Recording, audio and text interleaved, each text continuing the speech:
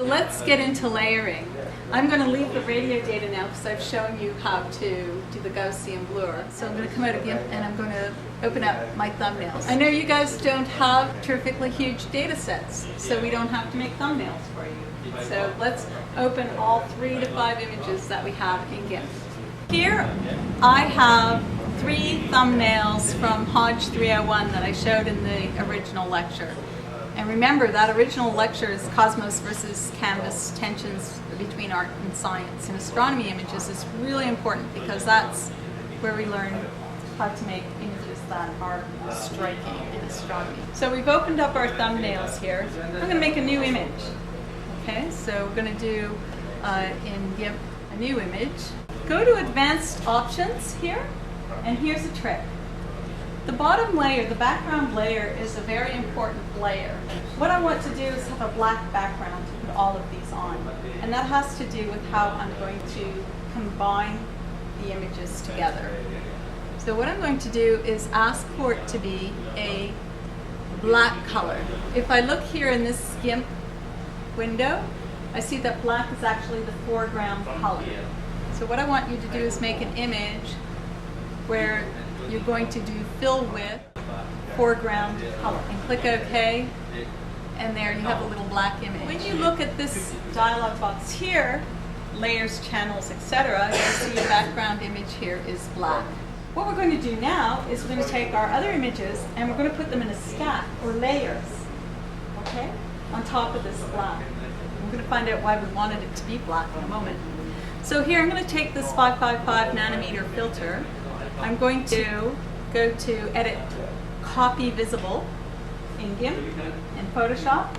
If you want to copy what you see, copy visible. Otherwise it will copy a layer that's active layer. Come down to your new image, go to Edit, and paste.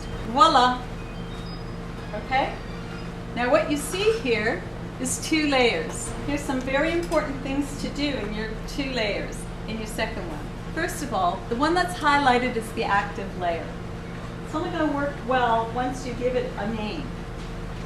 Click on the name that's there that says floating section and give it a name. So I'm going to call this 555 because it's 555 nanometers. So when you look here, we now have 2 layers, one on top of the other. If your dialog box isn't up, go to Dialogs and Layers, and voila, there's your layer box. Now what I want you to notice on the dialog box for layers, and this is very important for astronomy images, so heads up. Look up here at the mode. Okay, mode is normal. Mode is like laying 2 pieces of paper one on top of another. So you can't see that black layer that's underneath in this stack. What you want to do is have something that's like a slide, like a film slide, and you layer slides together so you can see every object underneath. And you want to have those layers somewhat transparent so you can see the other layer underneath. So you go up here to mode and you change it from normal to screen. I want you to do that for 2 more images. Do exactly the same thing, put them in, new names, and convert normal to screen.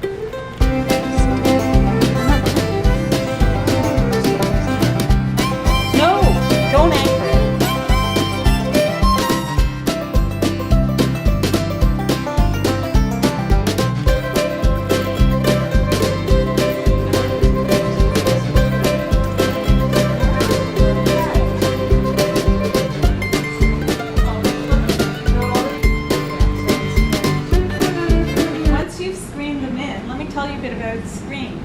Below a certain gray level, a dark gray level, it lets blacks come through.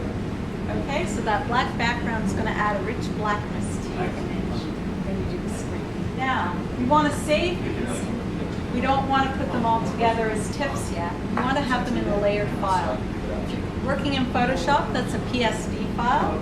For GIMP, that's an XCF file. So you go down to your untitled image, save as, and give it a name, and that will save it as a layered image. X as an X-ray, C as in cat, and F as in fun. Okay, you all got these layers now? Yes. Yes, okay, good. Now we're going to assign colors. Now, you might not want to go through this process again, and if you have a lot of memory and everything, what we're going to do is in that layer, copy that image, okay? So let's go to our layer dialog. Things you might have noticed is you can turn off an image by clicking and unclicking on an eye. There, I got my black layer. I've got my other layer. Let's come down here where you've got two images together, click on them, you've got a duplicate layer. Turn off one of them. Okay. And on your copy, we're going to set some colors now. You'll have to decide what color you want. You might argue about it a bit. But once you do, you come down on the colors menu and you go to levels. On levels, you'll see that there's a channel and it says value, red, green, or blue. So say that I want to have an all red image. I have to then get rid of the green and the blue. So what I do is I go down to blue and I go down to the output levels bar and I set the blue to 0. So it goes from 0 to 0. I then go to the green and I set the output bar to go from 0 to 0. If I move this aside, look at that. I've got a red image. So I want you to assign a color to each of your layers.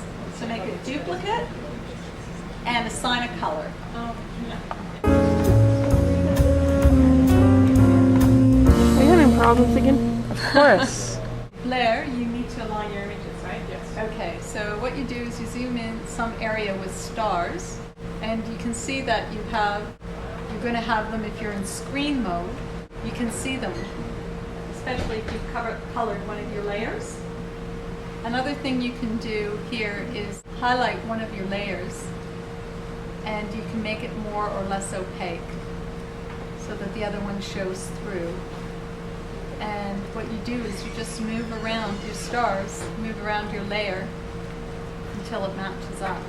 Lower the opacity on the top gray level, as you can see over here.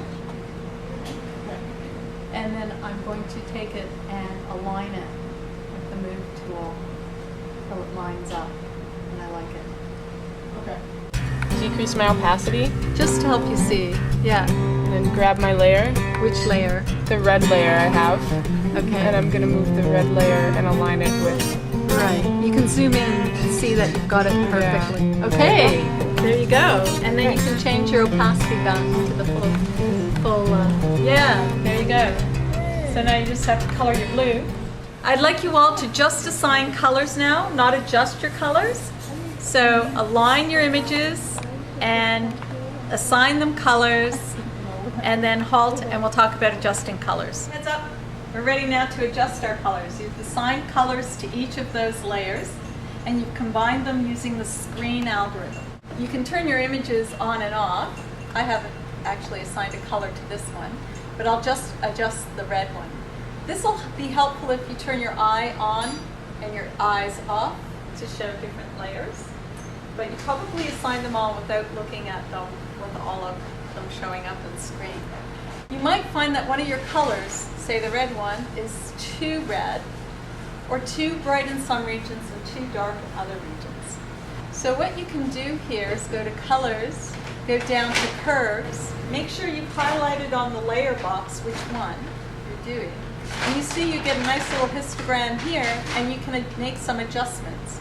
So for example, I can make my darks darker. I can pull down my response here and change the color to match that histogram if I like my star cluster came out. Okay? Go for it.